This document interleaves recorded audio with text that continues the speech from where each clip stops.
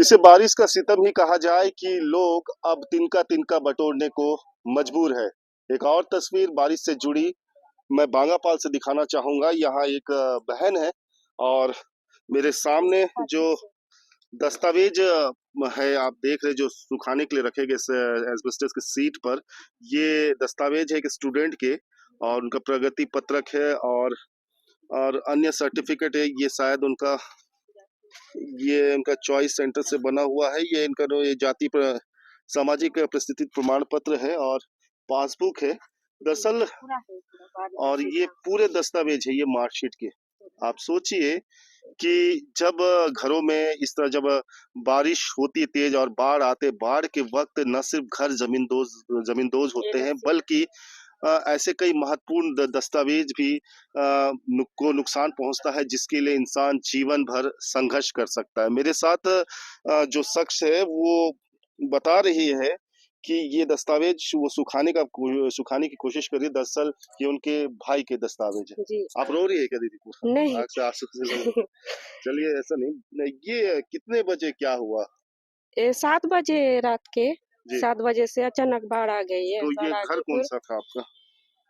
जी हम लोग ये किराए में रहते थे यहाँ पे। अच्छा यहाँ पे किराए में रहते थे। जी कितने मकान होंगे कम से कम? यहाँ से पूरा वहाँ का 4 वहाँ एक का यहाँ एक अच्छा दो घर का। आप तो आपका भी घर गया पूरा? जी पूरा ही गया। तो सामान वगैरह सामान वो पूरा गया, बहा गया आधा पूरा।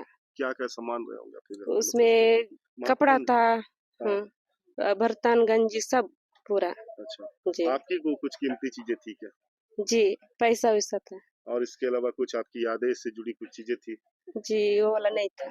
ऐसा जी वो खाना वाना खाया आपने? पहले ये पूछना चाहिए। जी नहीं खाए। नहीं खाया? नहीं खाए। कितने घंटे हो गए नहीं खाया आपने? कल तो खाना नहीं हुआ होगा नहीं। तो तब से भूखे ही है? जी अभी तक कोई मदद नहीं मिला? वो दिलाए हैं अभी खाना। वो खाना लाए हैं? जी इतने देर से सभी यहाँ बहुत लोग ही भूखे होंगे पूरे दिन जी खाना नहीं खाए।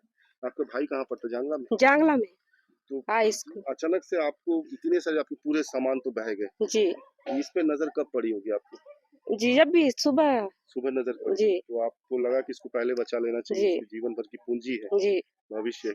कौन से क्लास में पढ़ता है? अभी 11।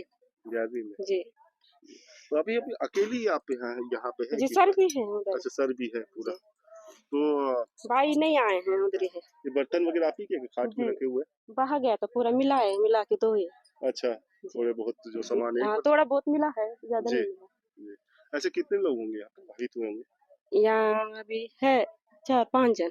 4-5 जन। जी तो छोटी छोटी तस्वीरें दिखा रहा हूँ क्योंकि ऐसी तस्वीरें आधार बहुत सी कार्ड है। भी है, आधार कार्ड ऐसी तस्वीरें बहुत सी है क्योंकि मैं तुमनार से सफर करते फिर बीजापुर की तरफ बढ़ रहा हूँ और बारिश के दौरान जब इंद्रावती का जल स्तर बढ़ा तो सबसे ज्यादा नुकसान इस इलाके को हुआ।